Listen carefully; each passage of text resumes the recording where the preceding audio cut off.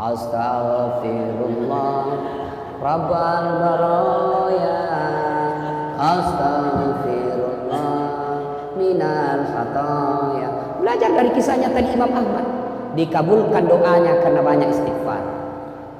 Ayo perbanyak istighfar. Itu pertama, tobat bil lisan. Astagfirullahaladzim wa atubu ilaih. Saya tanya kini adik-adik nih remaja, kalau misalnya kita lagi duduk-duduk di depan rumah, tiba-tiba ada cewek lewat naik motor, nah tiup angin roknya, kelihatan pahanya. Cowok, kira-kira apa kita baca? Alhamdulillah. Bukan alhamdulillah bos, salah. Apa kira-kira dibaca bu? Apa? Istighfar, palingkan pandangan. Selama bapak tidak berkedip itu rezeki. Berkedip masih dilihat, maka sudah menjadi dosa. Maka palingkan pandangan. Astagfirullah. Jangan juga mentang-mentang batasnya kedip, nah tahan. Atau dia bilang astagfirullah, astagfirullah, astagfirullah. Ya, satu, taubat bil lisan. Taubat dengan cara apa? Memperbanyak istighfar. Hikmah tahun baru Hijriah yang pertama, ayo mulai besok perbanyak istighfar. Bayangkan kalau Ibu Pak Bupati dari sini ke Makassar karena tidak ada pesawat, naik mobil 8 jam sepanjang jalan istighfar, masa Allah tidak kabulkan doa. Astagfirullah, astagfirullah. Ada cewek, astagfirullah, astagfirullah. Yang penting serius dengan istighfar. Satu, tobat istighfar. Yang kedua, tobat dengan cara apa? Tobat dengan memperbanyak sholat sunnah taubat. Bagaimana cara sholat sunnah taubat? Salahnya sama dengan sholat sunnah yang lain. Kalau tahajud, niatnya tahajud, syaratnya malam hari, baru sudah tidur tahajud. Berapa rakaat? 2 sampai 8. 2 boleh, 4 bagus, 6 bagus, 8 lebih bagus lagi. Kalau witir malam hari, ya harus ganjil. Kalau duha pagi hari, sudah kira-kira jam 7 sampai setengah 12. Berapa rakaat? 2 sampai 8. 2 bagus, 4 lebih bagus, 6 lebih utama, 8 yang spesial. Sholat duha. Kalau sholat taubat, waktunya paling bagus selesai maghrib nunggu isya. Boleh setelah isya, boleh. Boleh sebelum asar, boleh. Boleh sudah duhur, boleh. Boleh sudah sebelum duhur, boleh. Tapi waktu paling bagus selesai maghrib nunggu isya. Kenapa? Karena pergantian waktu dalam Islam itu antara maghrib beduk maghrib. Artinya kalau kita taubat setelah maghrib, berarti kita berdoa mudah-mudahan satu hari tadi Allah ampuni dosaku, masuk hari berikutnya maghrib batasnya, mudah-mudahan Allah mengabulkan keinginanku. Bagaimana caranya Ustaz? Sama salat sunnah yang lain. Saya niat salat sunnah taubat 2 rakaat, sunnah hukumnya bagi saya lillahi ta'ala, Allahu Akbar. Bagaimana kalau tidak dihafal Ustaz? Bolehkah? Boleh. Niat itu bahasa hati, bukan bahasa mulut. Makanya boleh tidak diucapkan. Kalau bapak wudu, majenneki ada di dalam hati tak, maukah ini sholat taubat? Itu minyak. Tidak harus diucapkan. Tapi kalau diucapkan bagus juga. Tidak diucapkan tetap sah. Sholli sunnatal taubat rakataini lillahi ta'ala, Allahu Akbar. Dah hafal bahasa Arab, bahasa Indonesia. Saya niat sholat sunat taubat 2 rakaat, sunnah hukumnya bagi saya lillahi ta'ala, Allahu Akbar. Tidak hafal juga itu Ustaz. Ambil cara praktis, menghadap kiblat, berdiri tegak, baru bilang maki begini, Tuhan sembah sunat taubat kaini nak, Allahu Akbar. Sudah 2 rakaat ulang lagi, Tuhan masih seperti yang tadi, Allahu Akbar. Daripada kita tunggu itu salin dan dihafal, tidak sembahyang maki. Ada dulu anak muda masuk masjid, berdiri, Allah, nah ulang lagi, Allah, nah ulang lagi, Allah, langsung pergi duduk. Saya tanya, dek, kenapa tidak jadi sholat? Ustaz, lupa usallinya. Tidak, usalli itu tidak dihafal, ya, boleh tidak diucapkan. Yang tidak boleh, kalau kita takbir pakai bahasa Indonesia, itu tidak boleh itu. Pernah ada dulu ulama, mengaku ulama di Jawa Timur, mengajarkan boleh sholat pakai bahasa masing-masing. Bagaimana kacaunya seandainya kita sholat pakai bahasa masing-masing? Coba maki sholat pakai masing-masing. Takbir, yang jadi imam orang dari Arab, takbir pakai bahasa Arab, Allahu Akbar, Yang jadi makmum orang dari Sidrap, pakai bahasa Bugis. Bungalau ta'ala melepuh. Datang masbuk orang dari Makassar, jenis puntuk, dia takbir pakai bahasa Makassar. Kareng Allah Ta'ala lumpua. Ada pula orang Toraja, mualaf, dia takbir pakai bahasa Toraja. Bung Allah Ta'ala tunggu gajah. Terakhir pegawai Pale, anak gaul dari Jakarta, dia takbir pakai bahasa Betawi, anak gaulnya Jakarta. Allah gede banget gitu loh. Kacau di sholat tuh. Nah itu Bapak saudara-saudara sekalian, maka niat tidak harus kita pakai bahasa Arab, bahasa Indonesia boleh. Nah ini kan tujuannya salat taubat Ustaz. Lalu kapan taubatnya Ustaz?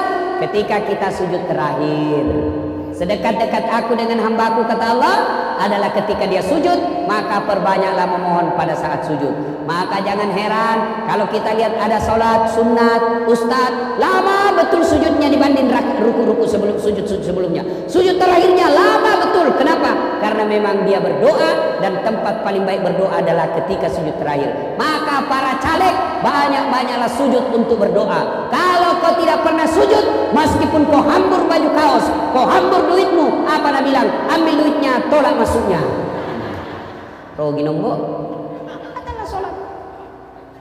Jangan juga sangka buruk kalau ada caleg tiba-tiba datang di masjid, biar tong nih tahu. Ini orang tidak datang ke masjid, kita kritik. Apa itu tidak pernah datang masjid? Sekalinya mencalek datang masjid, kita kritik lagi. Apa baru datang masjid? Jadi apa maumu? Biar tong nih tahu. Kalau kita tidak suka, jangan lagi calai, jangan lagi pilih, itu saja. Karena kalau kita celah, bapak dapat dosa, juga tidak dipilih, dua dosa. Jelas ya? Udah, tobat. Lalu kapan tobatnya Ustaz? Sujud terakhir. Tapi tidak boleh diucapkan, dalam hati saja, dalam hati. Anggaplah dalam hati Pak, anggaplah. Karena kalau saya jelaskan ke dalam hati pasti tidak mengerti gitu. Anggap saja ini bahasaku yang saya ucapkan dalam hati. Sujud terakhir. Ya Allah, ampuni dosaku ya Allah. Tadi di kantor saya hilap. Saya pegang tangannya sekretarisku, nah pegang kak juga Tuhan. Jadi baku pegang-pegang maki. Ya Allah hilap betul kak ya Allah, hilap kak. Ya Allah hilap. Tak lupa kak puang. Tak dampang kak kasih. Yang lebih penting dari itu ya Allah, berikan saya kemampuan tidak mengulangnya. Rabbana la tusik qulubana ba'da is hadaitana wa hab lana min ladunka rahmah innaka antal wahhab. Nah itu kita. Karena tanpa hidayah, biasanya tobat hari ini, besok kita ulang. Tobat lagi, kita ulang lagi. Tobat lagi, kita ulang lagi. Nanti Nabi bilang itu malaikat, "Pak cobi-cobi kuah. Cobi mah kau ulang-ulang terus mati pak ke blender." Bolehkah kita tobat lalu ulang? Boleh, tidak dilarang. Lebih baik tobat daripada tidak tobat. Kalau tobat 50-50, maksudnya apa Ustaz? 70-80. Artinya apa? 50-50. 50% dikabulkan tobat, 50% tidak. Tapi kalau kita tidak tobat, percaya makin tidak dikabulkan. Kenapa kita tidak minta? Maka tobat saja. Suatu kali datang anak muda berkata kepada Nabi, "Ya Rasulullah, saya berdosa, saya maksiat." Nabi berkata, "Kau tobat, tapi kuulang lagi." Tobat kau lagi, kuulang lagi, tobat kau lagi, kuulang lagi, tobat kau lagi, sampai iblis putus asa untuk menggodamu. Jadi kata lagi ini anak muda, akhirnya dosaku banyak, akhirnya dosaku numpuk. Nabi jelaskan, dosamu banyak, ampunan Allah jauh lebih banyak. Coba, enaknya itu Tuhan tak? Kita yang tidak mau bertobat. Kenapa? Selalu kita berpikir, masih lama aja mati, masih lama aja mati. Siapa janji kau? Siapa janji kau masih lama? Yang namanya kematian, tua mati, anak muda mati, tentara mati, polisi mati, kepala dinas mati, bupati. Jangan tahu ada di depanku lah. Coba, artis mati, camat, biar bikin anak buahnya jadi bupati. Ustaz di belakang sedikit. Sahabat tahu cak sia kalau ustaz duluan. Tapi kalau saya tidak ada masalah. Ibu-ibu duluan, saya di belakang boleh. Atau saya di belakang kita mau duluan boleh juga. Coba. Jangan kita ditipu oleh setan. Selalu setan tipu kita. Ya mau duduk kabulan jitu apa kau tua apa. Kalau keburu mati ki. Ayo. Kalau kita sudah tobat tiba-tiba mati, mudah-mudahan Allah kabulkan tobat. Dan hebatnya itu Tuhan Pak, beda dengan manusia. Kalau Bapak minta maaf sama manusia biasa tidak ikhlas. Datang orang minta maaf sama saya, Ustaz, maafkan Kak. Kenapa? Dulu waktu 2013 waktu Pilwali Makassar, itu kita suruh kami kembali harus 10. Iya. 3 jiku bikin Ustaz. Yang 7 jadi kantong Ustaz. Maafkan Kak. Iya, saya maafkan kok, tapi jangan lagi lewat depan rumah Pak.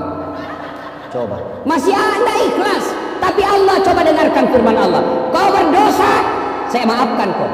Kau datang dengan berjalan, aku sambut kau dengan berlari. Kau datang penuh dosa langit bumi, ampunanku jadi lebih besar daripada dosamu. Dan hebatnya Tuhan, kita datang membawa dosa, penuh langit dan penuh bumi, banyak dosa kita. Apa janji Allah? Innallaha yuhibbut tawwabina. Saya cinta kepada hambaku yang bertaubat. Coba makin kita tuh jangan niaya diri tak. Tidak ada dosa tidak diampuni Allah Pak, tidak ada. Satu saja dosa tidak diampuni Allah, dosa syirik. Bukan. Apa dosa yang tidak diampuni Allah? Adalah mengaku diri sebagai Tuhan. Kenapa Fir'aun tidak diampuni Allah? Kenapa Namrud tidak diampuni Allah? Karena dia mengaku dirinya sebagai Tuhan. Selama Bapak tidak mengaku sebagai Tuhan, diampuni dosa. Dengan catatan sebelum ajal menjemput. Maka tahu makin siaga todo dosa tak bos. Tidak ada dosa tidak diampuni Allah. Kita jangan tidak mau bertobat. Dosa kepada Allah jangan cemas, Allah pasti ampuni. Tapi dosa kepada sesama manusia ini yang susah. Kalau Bapak dosa kepada tetangga susah Pak. Bagaimana susahnya Ustaz? Harus kita dulu menyesal. Diakui salah Kak, saya salah dulu waktu kuserobot pagarmu. Akui, menyesal. Yang ketiga, jangan ulang. Yang keempat, ganti dengan kebaikan. Yang kelima, ini yang jadi masalah. Minta maaf sama bersangkutan. Maafkan saya Pak. Kuserobot tanahmu tuh, saya menyesal. Ambil sekarang. Kalau berkaitan dengan barang, wajib kasih kembali barang. Selama barang itu tidak dikembali, biar nangis-nangis darah kita bertobat di hadapan Allah. Hitam tidak gara-gara sholat, tapi barangnya orang tetap diambil, tidak diterima tobatnya. Dengar baik-baik para ASN, pegawai, pejabat yang pernah ngambil barang-barang negara. Selama Bapak masih ambil itu barang negara, selama itu Bapak tidak akan diterima tobatnya. Maka yang pernah ngambil barang-barang kantor, kasih kembali besok. Kembali memang masih sako tu bos, masih sako detut ajak lalu maka ada untuk topi na uruntuk tu wita topi na wita kita tu. Jangan Pak, ibu-ibu yang pernah ngambil sendoknya orang waktu pengantin kasih kembali. Ambil piring, banyak itu biasa kalau pengantin hilang sendok, hilang piring, padahal itu sendok piring tidak ada kakinya. Sepupu kita ambil, tidak boleh kasih kembali. Nah, ibu bapak saudara-saudara sekalian, inilah hikmah pertama. Tahun baru ini banyak-banyak kita bertobat. Nah, kisah kedua. Saya ingin kisah ceritanya Nabi Ayub alaihissalam. Lalu apa kaitannya nanti kita coba kaitkan dengan kehidupan pilpres, dengan pilcaleg. Ya, Ayub alaihissalam hebat, kaya, banyak harta, tapi dermawan. Orang kaya banyak. Di Tote ini banyak orang kaya Pak, banyak sekali punya merica di sini. Tapi yang susah adalah kaya dermawan. Yang banyak kita lihat kaya sekit, kikirigalla paku jambatan. Nah itu yang banyak. Tidak mau bersedekah. Tapi hebatnya Ayub alaihissalam, banyak hartanya, lebih banyak lagi disedekahkan. Akhirnya seluruh malaikat memujinya, termasuk manusia pada saat itu memuji. Luar biasa kedermawananmu kau Ayub. Iblis Nabi bilang begini, Tuhan, tidak kuakui itu Ayub. Dia begitu karena dia kaya. Dia rajin beribadah karena dia kaya. Coba kalau dia miskin, berhenti dia sholat. Nabi bilang, Tuhan, Iblis, saya lebih tahu dari kau, jangan aku banyak bicaramu. Cuma dalam kitab tidak tahu begitu bicaranya. Ini gayanya Ustaz Kasat supaya tidak mengantuki. Nabi bilang, Tuhan saya lebih tahu dari kau, jangan banyak bicara lah. Nabi bilang Ayub, Nabi bilang Iblis tidak.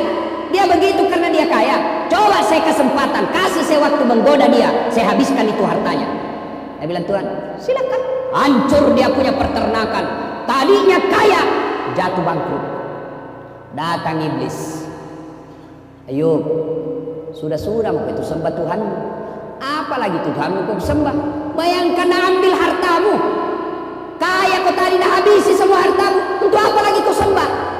Apa kata Ayub alaihissalam? Inna lillahi wa inna ilaihi raji'un. Segalanya datang dari Allah, segalanya kembali kepada Allah. Allah yang kasih saya harta, Allah yang inginkan. Ya, diambil lagi, memang bukan saya punya. Ini titipan. Syukur alhamdulillah saya sempat kaya. Banyaknya orang dari lahir sampai mati miskin. Saya alhamdulillah sempat kaya. Luar biasa.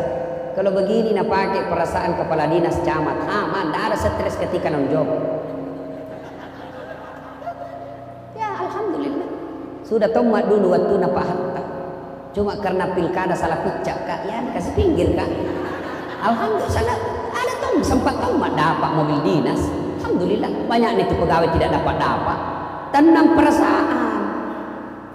Jangan lagi bilang ndak ini, ndak sportif apa saya. Sudah nih, nak kena kuabalah. Sudahlah. Kalau ini kita pakai tenang perasaan. Innalillahi wa inna ilaihi raji'un. Oh, Nabi Ayub tetap giat beribadah. Akhirnya Allah sindir itu iblis. Apa? Masih mampu. Coba kau tahu. Habis hartanya. Masih soleh dia. Nabi lagi iblis tidak. Dia begitu karena dia punya anak. Coba kalau tidak ada anaknya. Tidak begitu itu. Nabi bilang Tuhan, saya lebih tahu dari kamu. Nabi bilang tidak. Kasih saya waktu untuk menggoda dia. Ternyata apa? Meninggal anaknya. Meninggal anaknya, datang lagi iblis. Ayub, apalagi itu kau sembah Tuhan, hartamu habis nak ambil, sekarang anakmu lagi ambil. Apa Nabi bilang Ayub alaihissalam? Inna lillahi wa inna ilaihi raji'un. Iya anai, taruh-taruh puangi, melo dinala puangi, tanya memang ya punah. Ini anak titipan Allah. Allah menginginkan, memang bukan saya punya. Silahkan. Alhamdulillah saya syukur sempat merasakan punya anak. Berapa banyak orang puluhan tahun sudah menikah tidak punya anak. Langsung Nabi bilang mahasiswaku, iya Ustaz sama. Saya mau 27 umurku tidak punya kak juga anak. Aku bilang bagaimana aku mau punya anak? Nanda ada stream total. Tapi ada lebih jago kok. Tidak ada suami, ada anak. Lebih hancur lagi nih dongo. Ini Bib, pergaulan bebas. Hati-hati Ibu, hati-hati Bu ya. Bu, Pak, buat kita semua. Kira-kira bulan lalu Pak, sebelum saya ke Turki, ada anak curhat usia 15 tahun. 15 tahun, SMP. Curhat apa? Hamil pacarnya. Dan pacarnya juga usia 15 tahun. Saya tanya itu anak, bisamu itu umur begitu kok bisa? Saya tanya, ini penasaran kak ingin tahu. Berapa itu perempuan pernah aku kasih begitu? Karena tidak mungkin satu. Nabi bilang 5 Ustaz.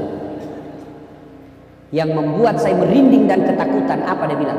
Waktu saya tanya, di mana aku lakukan? Dan tidak bisa aku masuk hotel. Apa Nabi bilang? Di rumahnya itu perempuan. Bagaimana caranya? Dia bilang orang tuanya kan pegawai. Saya sudah tahu jam pulangnya. Hati-hati Ibu. Suami istri bekerja, anak tak sudah gadis, dan malam baru ada di rumah, hati-hati. Jangan sampai terlalu sibuk cari harta, jabatan, pangkat, anak tak berzina di rumah tak. Begitu kita mati ini nanti yang kasih perkara kita. Karena tidak ada nanti pertanyaan terpilih jago DPR. Ketika kita dikubur tidak ada pertanyaan itu. Berapa periode kau di DPR? Nah, ditanya itu anak tak, kenapa bisa itu kau berzina di rumahnya anakmu berzina di rumah, sibuk dulu kau tahu. Hati-hati Pak. Dan ini terjadi, bukan mini sinetron, fakta mengerikan. Saya lagi pula mengajar dengan Undang, saya putar radio, saya dengar berita Pak. Apa berita? Kementerian Pemberdayaan Perempuan melakukan riset terhadap anak SD sekitar 6 juta penduduk SD. Ditanya, pernahkah kau melihat adegan-adegan porno? 3% dari 6 juta itu yang menjawab tidak pernah. 3% saja. Apa yang rusak anak tak Ibu? Apa yang rusak anak tak Pak? Handphone. Begitu bapak belikan handphone anaknya yang mahal-mahal tak 1 juta ada kameranya, itu sama anak tak kita suruh nonton film porno. Kenapa bisa Ustaz? Begitu dia punya handphone dan punya paket, bisa online, maka semua jenis film porno bisa dia lihat. Bu, boleh ibu belikan smartphone anaknya, boleh bapak-bapak belikan HP yang mahal-mahal, tapi ibunya harus periksa setiap saat apa SMS-nya, apa WhatsApp-nya, apa fotonya, apa videonya yang ada di situ. Jangan sampai kita belikan handphone tidak pernah kita periksa HP-nya anak. Masolang itu anak apa? Apa yang rusak? Bu, barangkali ibu tidak tahu karena kita kasihan sibuk makin cari nafkah. Apa yang rusak anak kita sekarang? Ada yang namanya video call. Apa itu video call? Video sambil dia lihat videonya, menelpon sambil dia lihat gambarnya. Kalau nelpon manual yang dengar saja, itu tradisional. Sekarang anak-anak menelpon pakai video. Nah lihat itu anak tayang cewek karena di dalam kamar supaya tidak kedengaran pakai headset. Aku bicara nih, nah bilang cowoknya, jangan kau ngomong nah supaya tidak dengar mamamu. Ya, lihat ke bibirmu dek. Kasih keluar di data. Kasih turun di leher. Ini, nah bilang cowok dek, putihnya penasaranku. Lihat dek, iya dong kan saya anak mami kak. Kasih lihat turun-turun lagi sedikit. Cek depi. Masolang anak tak nampak guru salah. Hati-hati ibu, kasihan kak lihat anak-anak sekarang bu. Kasihan, jangan sampai kita kaya, bagus, rumah tak mewah, tapi anak tak ditiduri orang di rumah tak sendiri. Hati-hati ya, hati-hati. Ngeri sekarang pergaulannya itu anak-anak pak. Kalau kita yang anak laki-laki, apa yang rusak? Lem pox. Nah campur lem tikus. Sebulan sekali mau campur lem Korea dan tidak bisa tak buka mulutmu dong. Belem-belem, lem tikus bikin minum. Nah, digoda Ayub. Sudahlah, nah ambil mi anakmu. Alhamdulillah sempat kau punya anak. Dia bilang Tuhan apa? Hebat tuh, luar biasa itu Ayub. Apa dia bilang lagi di iblis? Tidak, dia begitu karena dia sehat. Coba kalau dia sakit. Apa Nabi bilang? Tuhan, saya lebih tahu dari kau. Silakan kau coba. Coba lagi sakit Nabi Ayub. Sakitnya pak, seluruh anggota tubuhnya dimakan ular. Sampai detik ini ilmu medis menunjukkan tidak ada orang yang pernah sakit seperti sakitnya Nabi Ayub. Datang iblis. Ayub, apalagi itu kau sembah Tuhan? Nak ambil hartamu, nak ambil anakmu, sekarang nak kasih sakit kau lagi. Tapi apa kata Ayub alaihissalam? Inna lillahi wa inna ilaihi raji'un. Segalanya datang dari Allah, segalanya akan kembali kepada Allah. Alhamdulillah sempat sehat. Baru kak sebentar sakit ini. Masya Allah. Nabi bilang Tuhan apa? Aku lihat hebat memang itu hamba aku. Nabi bilang tidak. Dia begitu karena apa? Karena ada orang di sampingnya. Nabi bilang tidak. Biar dia sendiri itu memang tahu. Datang lagi iblis. Nah hasut lagi itu satu kampung. Usir itu Ayub. Kalau dia ada di kampungmu, nah lele mana kola sana? Usir dia. Datanglah kepala desa. Ayub, maafkan kami. Kami takut dengan penyakitmu. Minta maaf, tinggalkan kampung ini. Akhirnya Ayub alaihissalam diusir dari kampungnya. Tapi Ayub alaihissalam tetap bersabar dan memuji Allah. Nabi bilang Tuhan apa? Hebat. Sendiri itu masih jago. Nabi bilang lagi iblis tidak. Dia bisa begitu. Kenapa? Karena ada istrinya yang rawat. Coba kalau tidak ada istrinya. Nabi bilang ini potensi. Dihasutlah ini istrinya. Akhirnya apa? Terhasut istrinya dan berkata kepada suaminya, "Bang, sayangku." Itu istri Nabi itu selalu panggil. Dia bilang, "Bang, Anda kan Nabi. Tolong berdoa kepada Allah. Miladoki ke tuangi supaya sembuh penyakitnya." Apa kata Ayub alaihissalam? "Sayangku." Oh, itu Ayub dan umumnya para nabi romantis sama istrinya, Pak. Ini bapak-bapak, kalau ngomong kisah istri tak kita panggil sayang je. Nah, Nabi lah gile-gile Ustaz. Padahal waktu dulu diodok-odok saking sayang. Hati-hati kisah sayang. Batu sayangku, batu sayangku. Itu waktu masih pakai tim baru. Sekali na 3 biar anak bonyok-bonyok nih. Tak tumpuk kaki istri tak apa kita bilang di mana sumpah makan dulu. Nabi Ayub alaihissalam, Nabi istrinya berdoa supaya sembuh. Anda kan Nabi. Dengar jawabannya Nabi Ayub, Pak. Saya malu berdoa kepada Allah. 80 tahun, 81 tahun saya sehat, baru ke 16 tahun sakit. Masa saya mau berdoa? Malu saya. 81 tahun saya sehat, baru 16 tahun saya sakit. Saya malu minta kepada Allah. 16 tahun Pak. Kita baru 3 hari sakit gigi, tidak mau api berjamaah. Kenapa? Karena saya yang sakit. Rajin kopi mesin anak kasih sakit. Kenapa? Bukan yang pemotong Tuhan. Coba Ayub alaihissalam 16 tahun sakit, malu berdoa kepada Allah. Akhirnya apa? Istrinya jengkel. Dia bilang, sudah bipane urus alemu, disuruh ke melodot ke toko, urus alemu, usalai kok. Maka dia Nabi Ayub, no pale, tinggi maka. Tapi ingat, kalau kau pulang nanti ku cambok kau 100 kali. Nabi bilang, maafkan saya Bang, saya tinggalkan, capek kau urus. Masya Allah. Ada perempuan begitu di sini? Ada? Begitu pensiun suaminya tidak pernah minta urus. Yang kayak begitu, kasih begitu orang pensiun kodong. Itu laki-laki kalau pensiun bu, peka sekali perasaannya. Percaya ki, post-power syndrome namanya. Sangat peka perasaannya. Sampai-sampai ada majelis taklimku di Makassar bilang begini, Ustaz, tidak tahu ini kenapa saya pensiun gampang sekali tersinggung. Itu pekerjaanku semenjak pensiun. Pagi-pagi nonton itu baring-baring kodong, nonton televisi. Ada itu kucingnya, cucuku itu di sampingku juga baring-baring. Lewat istriku nak tendang itu kucing. Apa ini kucing? Tidur saja kerjanya. Saya tersinggung. Jangan kau kasih begitu suami tak, jangan kasih. Sekalinya lewat lagi di jalan Sungai Sandang, dia bawa mobil di kasihan, lewat tiba-tiba istrinya anda lihat ada paling panti jompo di sini padi. Mau kau kasih masuk ke panti jompo? Itu kasihan bapak-bapak. Jangan kipat. Sudah kau minta jadi kepala dinas dulu. Begitu pensiun tetap kita romantis ibu. Jangan mentang-mentang pensiun kita tidak urus. Jangan kasihan. Begitu kita lihat suami tak lobe, mulai udah tidak bisa membedakan mana pembantu mana istri. Tapi hati-hati ibu, ada tuh gitu bapak-bapak biasa modus, pura-pura dan lupa istrinya. Begitu dia masuk kamar pembantu didapat sama anak, Pak, aku lupa, aku kira istri, aku kira mama udah. Akhirnya pergi Fir'aun, pergi istrinya.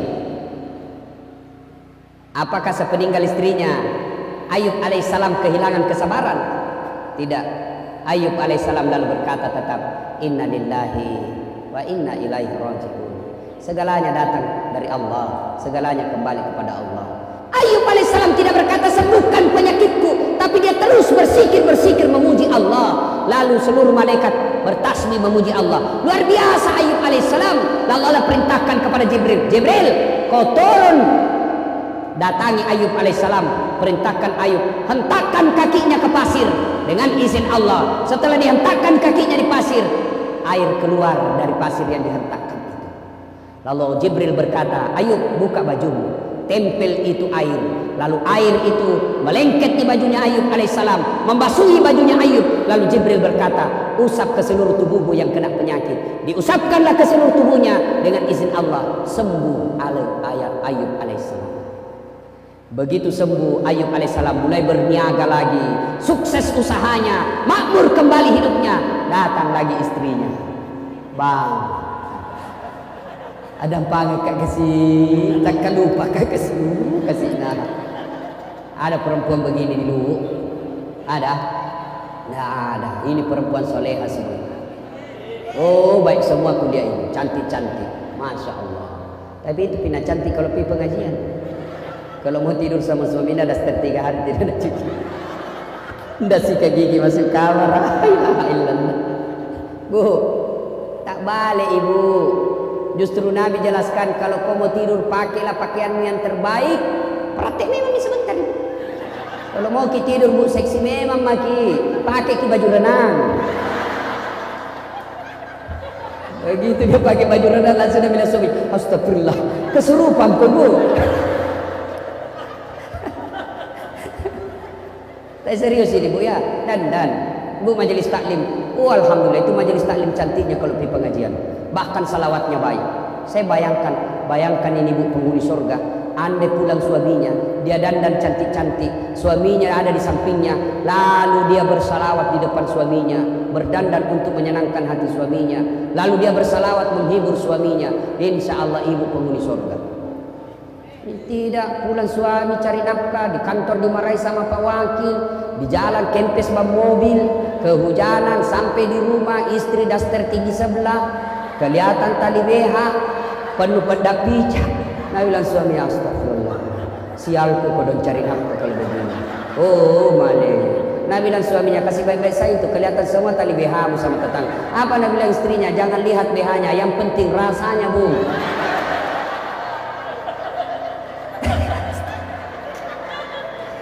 Bagaimana kita tidak menderita fisik Pak, cepat tua?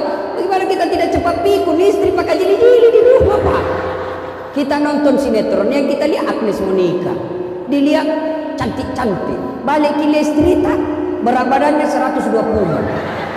Rambutnya acak-acakan, duduk di kursi nak angkat kakinya, nak angkat kalepaknya begini, malotong, baru-baru. Oh! Bagaimana tidak kesurupan suami kita? Ibu, jangan tahu, nak kena semua gitu. Makanya ibu, servis saya kurang itu suami kita. Ya. Baru sudah jelek, nalarang lagi suaminya kawin lagi. Memang caranya kau mau diharap. Mesin tua, perawatan tinggi, pemakaian kurang.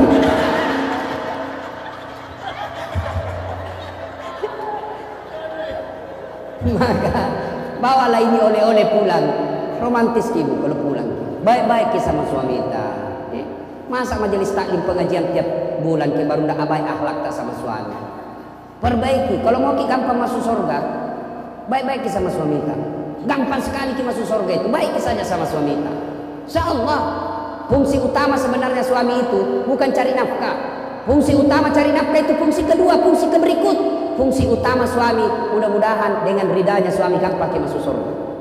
Karena biar ibu puasa Senin Kamis tapi suami kita sakiti perasaannya, tidak bakal ki masuk surga.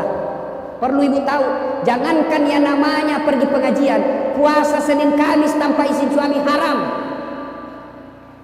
Pengantin baru, anak pesantren, suaminya libur hari Kamis, pulang cepat, dia bilang puasa, dia bilang talekanmu. Pengantin baru, piko puasa, piko lau jadi tu deh, mesti nggak mati gigi dulu, naik sepanin tiba-tiba kau puasa.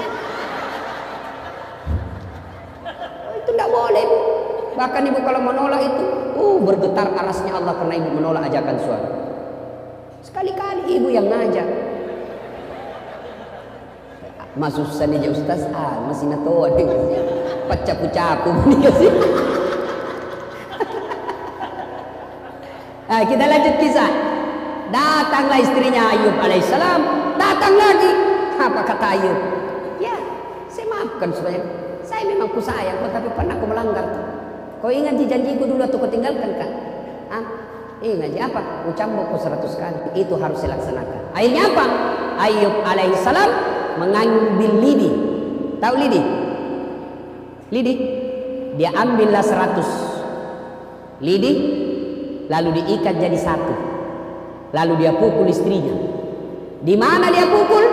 Nah bilang Ayub, saya harus pukul kau 100 kali. Deh, bisanya jama kau banyak bicara. Bagaimana caranya? Angkat telapak kakinya. Dia angkatlah telapak kakinya istrinya Ayub alaihissalam. Lalu Ayub alaihissalam memukulnya 1 kali, 100 kali. Kenapa? 100 lidi 1 kali sama. Dan di mana dia pukul? Telapak kakinya. Jangan sampai bapak salah paham. Pulang dengar ceramah bahwa boleh memukul istri. Dia pulang dia pukul istrinya. Pak, beleng. Bukan muka dipukul pak, telapak kaki. Itu pun pukul bukan karena marah, pukul bukan melukai, pukul bukan untuk menyakiti, tapi dipukul untuk mendidik. Itu boleh, Islam itu membenarkan wanita dipukul, tapi telapak kakinya.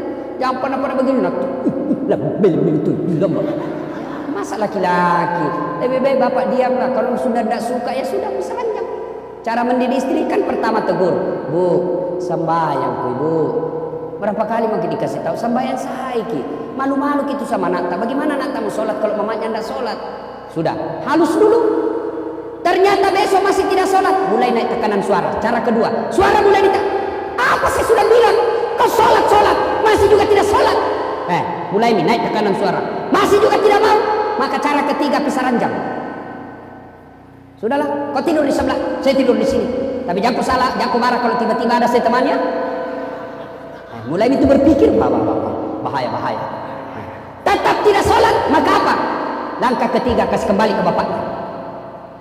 Pak, sudah mesti kasih tahu ini istriku. Tidak momentum mendengar. Siapa tahu dengan bapak baru mendengar. Saya titip kembali istriku ke kita. Itu kembalikan dulu ke orang tuanya. Ternyata masih tidak mau. Bapak ambil langkah berikutnya. Kasih tahu. Dia mentom tidak mengkalikan. Apa boleh buat? Izinkan saya kawin lagi. Kecuali kalau kau masih mau berubah, tidak bakal saya ada perempuan lain di hatiku. Tapi kalau kau tidak mau berubah, saya tidak mau berperkara di akhirat. Kau yang tidak sholat, saya masuk neraka. Lebih baik saya cari perempuan yang taat sama saya. Oh, pusing nih Pak. Langsung disampaikan nih Pak, bawa pulang cepat. Pak sembahyang mak, insya Allah sembahyang mak. Begitu. Tidak langsung dipukul Pak. Saya tidak masuk akal kalau ada laki-laki pukul istrinya. Masuk di akal. Masa laki-laki pukul perempuan? Ya? Ibu juga sebenarnya itu laki-laki tergantung juga perempuannya. Tergantung perempuannya. Ada beberapa pejabat-pejabat curhat sama saya. Tidak berani kawin lagi. Kenapa? Baik sekali istrinya. Coba kalau bicara ki sopan. Iya daeng. Kita ji. Kalau itu baik. Kan kita tuh seimam. Tenang perasaannya laki-laki. Kalau kita bicara kasar terus. Dongo memang tongko kau lah belum. Mangoye ko hilang sa motormu. Madangka ko rugi ko sede. Bawa ko lagi perahu tak balik lagi perahu. Piko bawa mau PT jungkir lagi. Nah ame mentonyo tahu dongo. Nah bilang suaminya, kau tahu jak dongo? Kenapa kamu kawin sama saya? Berarti kau lebih dongo dari saya. Aku dongo tolo suami istri. Ya, hikmah ini, ayo perbaiki rumah tangga. Tahun ini hikmah Hijriah, perbaiki rumah tangga. Bagaimana cara memperbaiki rumah tangga? Salah satu adalah kuncinya sabar. Para pejabat kalau mau sukses memimpin jabatan Pak, sabar. Dimaki di demo, sabar. Dihina, sabar. Memang begitu. Jangan jadi pejabat kalau mau tidak mau dikritik, jangan. Kalau tidak mau dikritik, jangan jadi pejabat publik. Lebih baik kita tinggal di rumah. Mau jadi pejabat di rumah bikin maki. Bu, kau kepala dinas rumah tangga. Kau nak, kau paling tua, kau kepala dinas pendapatan daerah. Saya bupati. Tapi di rumah maki kita tahu apa sanjung-sanjung. Salah orang kalau nak kritik, ada urusan apa orang mau kritik di rumah tangga tak? Jadilah pemimpin rumah tangga dan nak kritik maki orang. Tapi ketahuilah, meskipun kita pemimpin rumah tangga biasa bisa kita kritik orang. Meskipun dalam rumah, kapan? Ketika kita pukul istri tak, maka masuk polisi memeriksa kita. Itu. Jadi bapak saudara-saudara, bersabarlah. Lalu bagaimana orang bersabar itu? Dijelaskan dalam Al-Quran, orang bersabar itu alladzi iza asabatu musibah qalu inna lillahi wa inna ilaihi raji'un. Contohlah Ayub alaihissalam. Ibu-ibu dalam rumah tangga resep sabar tidak ada mikal. Saya bilang saya sama mamaku, mak melok ki runtuk paki-paki dek naga kalah. Aga anak sabar. Dek naga kalah sabar. Tapi mapet nyawata nak. Karena sabar susah, sabar berat. Kenapa bisa berat itu sabar? Karena hadiahnya memang apa? Innallaha ma'as sabirin. Allah bersama orang-orang yang sabar. Bersama dengan Allah. Orang sabar, hadiahnya bersama dengan Allah. Kenapa? Karena sabar itu berat. Kalau sabar tidak berat, hadiahnya bukan bersama Allah. Cukup kipas angin atau setrika. Coba kalau bersama Allah Pak, luar biasa kalau kita sudah bersama Allah. Bersama-sama bupati saja senang maki. Coba kalau bapak bersama bupati, satu mobil sama bupati. Saya pernah satu mobil sama gubernur. Waktu itu masih Amin Sam gubernur. Satu mobil saya Pak, duduk di sampingnya. Begitu kumpul jamaah, ku buka kaca mobilku. Dalam hatiku, lihat kok, gubernur itu baru manusia, kita sudah bangga. Gimana kalau kita bersama dengan Allah? Pasti kemuliaannya lebih tinggi. Dan itu resepnya sangat gampang, bersabar. Sudah maki habis uang, sosialisasi 4 bulan, dijual sawah, pasang baleho, sosialisasi kehujanan, ternyata tidak terpilih. Sabar kita. Nah ini kalah itu. Sabar kita. Saya dulu Pak daftar tonggak tentara, Waktu tamat SMP, SMA, daftar ke tentara, mau tau nggak jadi akabri penerbang. Karena kuliah ada itu sekampungku, akabri kalau pulang Pak banyak tempel-tempel di dadanya. Mau tau nggak? Dia kalau jalan begini tuh. Pergilah saya daftar dengan harapan menjadi apa? Akabri penerbang. Begitu tes fisik tidak lulus. Kenapa? Ceper. Udah cukup tinggiku. Waktu itu kurang 1 senti.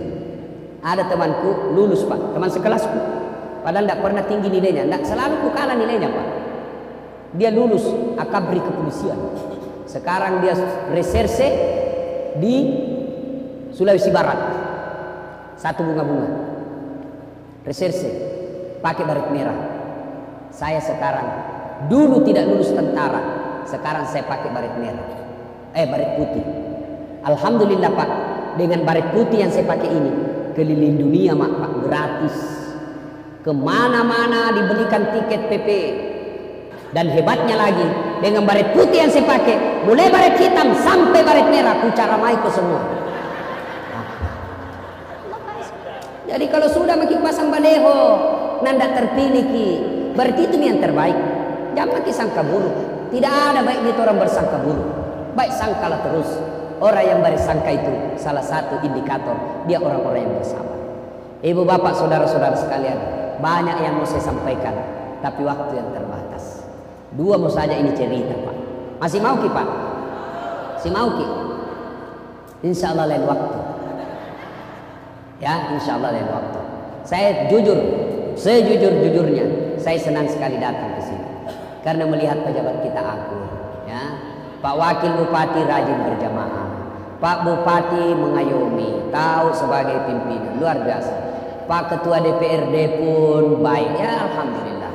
Ya, kalau begini baiknya Pak, insya Allah aman bagi kita. Ya, insya Allah. Ibu bapak saudara-saudara sekalian, inilah tausiah kita pada taklim kita kali ini. Mudah-mudahan apa yang saya sampaikan kita bawa pulang. Biar saya ceramah di sini 2 jam, kalau kita tidak amalkan, tidak ada gunanya. Jangan sampai seperti di Makassar majelis taklim. Bagusnya itu ceramah. Alhamdulillah. Apa nak bilang? Ku lupa. 2 jam kita ceramah pulang. Apa nak bilang? Ku lupa. Setengah mati kita ceramah nak lupa semua yang kita bilang. Ibu bapak saudara-saudara sekalian, kita ulang. Tahun baru banyaklah bertobat. Taubat itu bukan sekadar dosa. Salah satu tujuan taubat itu adalah agar doa cepat dikabulkan Allah. Yang kedua, tingkatkan kesabaran, terutama di tahun politik ini. Banyak-banyak bersabar. Salah satu yang bisa membuat kita masuk penjara ketika kita tidak bersabar dalam memahami dan menerima perbedaan. Kalau kita tidak bersabar dalam menerima perbedaan, maka biasanya kita berujung di penjara. Apa itu yang saya maksud tidak sabar? Dimaki-maki calon tak, tersinggung. Akhirnya apa? Kita berkelahi, orang jadi presiden, kita masuk penjara. Gara-gara apa? Karena bapak tidak bersabar. Sabar pakaian sebaik-baik pakaian. Innallaha ma'as-sabirin. Sesungguhnya Allah bersama dengan orang-orang yang sabar.